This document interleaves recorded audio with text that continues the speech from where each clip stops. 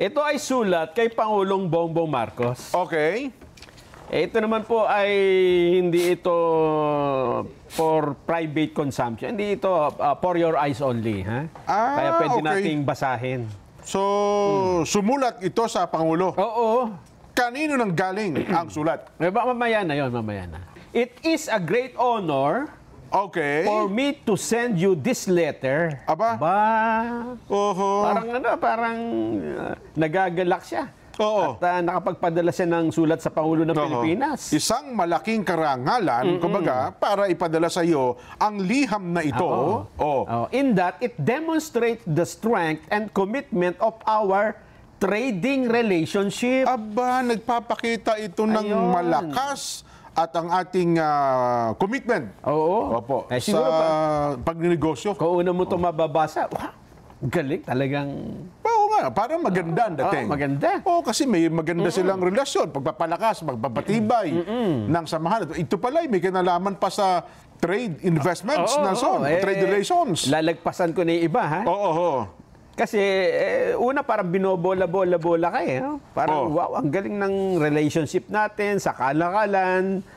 Despite having a significant trade deficit with great country, etc., etc. Pero dito na tayo dun sa punto na para akong biglang nanlupaypay. Yun ang nagpalungkot sa iyong kalooban. Oo. Aba. Ano sabi? Kasi sinasabi niya dito, binanggit niya, it's a great honor for me to send you this letter, demonstrate the strength and commitment of our trading relationship, etc., etc. Magandang ating samahan. Sa bandang medyo gitnang-gitna, dito na nagsimula ang aking kalungkutan. Bakit? Nagpahayag na siya ng konting sentimiento, gano'n? Eto na. Sabi. Our relationship has been, unfortunately, eto na, yan ang mga salitang... Mga hindi inaasahan. Ang ibig sabihin ng unfortunately, sa kasawiang palad... Tama. Sa kasawiang palad, tama. Far from reciprocal.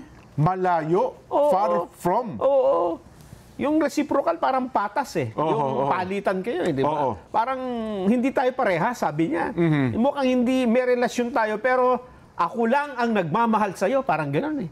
Hindi mo ako mahal. Parang gano'n ang gusto niya sabihin dito eh. Parang gano'n. Iniisahan mo ako. Parang gano'n ang gusto niya sabihin. So parang one-sided ang ating pagmamahalan. Kaya ito... Ayaw ni First Lady ng ganyan. Ayaw ni First Lady ng ganyan mga banat na Nelson. Iimbestigahan niya. Sino ba yung babae ba yung lumiham na yan? Kasi relationship eh. Eto na. Starting on August 1, 2025. Simula sa Agosto 1, taong kasalukuyan. Konti na lang yan, ha? July.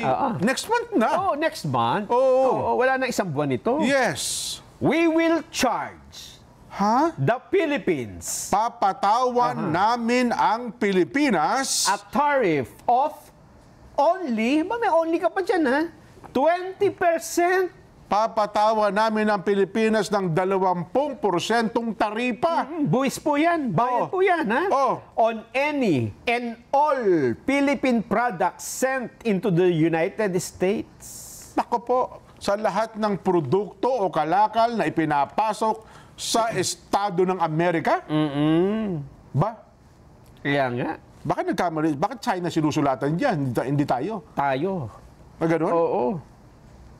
Pero tapos, sinabi niya na, huwag kayong mag-alala kasi 20% na yan, mababa yan kumpara doon sa mga ipinataw namin sa ibang mga bansa. Pero kailangan daw ito to eliminate the trade deficit.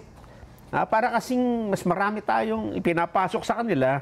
Tapos, yung pumapasok naman sa atin na produkto ng Amerika, pinapatawa natin na mas mataas na taripa.